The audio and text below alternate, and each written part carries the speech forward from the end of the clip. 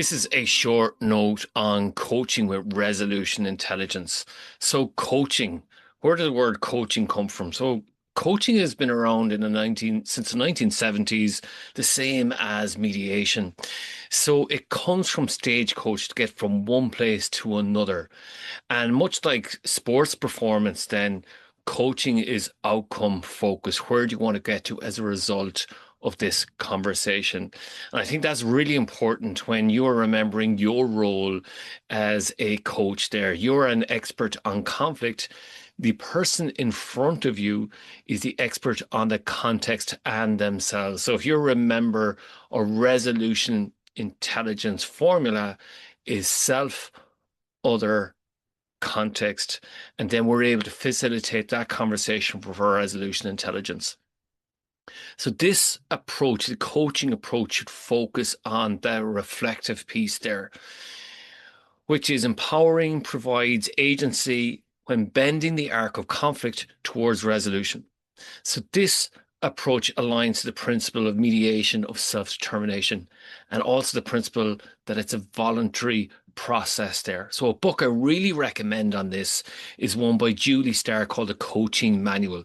So in that book, you will see the framework where at one end, it's that directive approach where you take on that consulting or mentoring role, that you are the expert on them and the situation.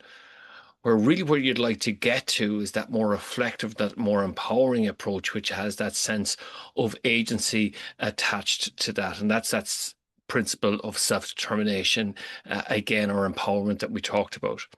So this goes back to the core beliefs here based on these three fundamental pillars when you're coaching a client. The client is the expert. So as coaches, we honor our clients as the ultimate experts in their lives and in their work, on themselves as well.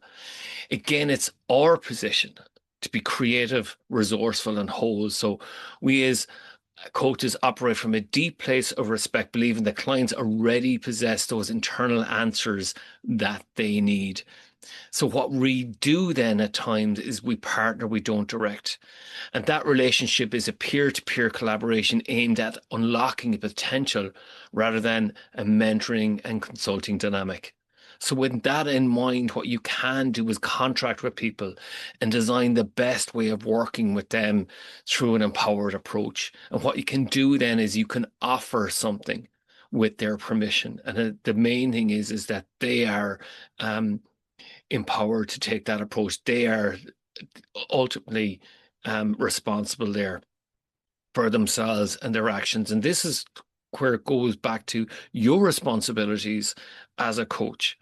So again, there's four primary actions that you really need to do is as a coach, then discover and align clarify exactly what the client wants to achieve as a result of your conversation.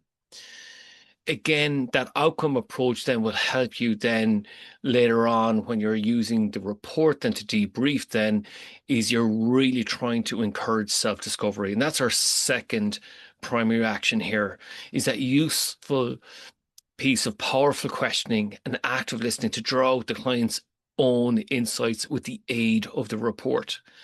Again, really what you're trying to do is elicit the solutions, support the client in generating their own strategies and solutions. And this is where you can partner them in providing other strategies or solutions along with their permission.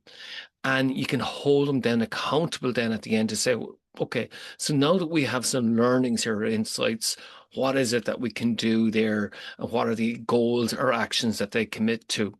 So these are some notes on coaching with resolution intelligence. I would suggest that you might check out our video on resolution intelligence and also the coaching debrief if you have not done so already. Thank you for watching.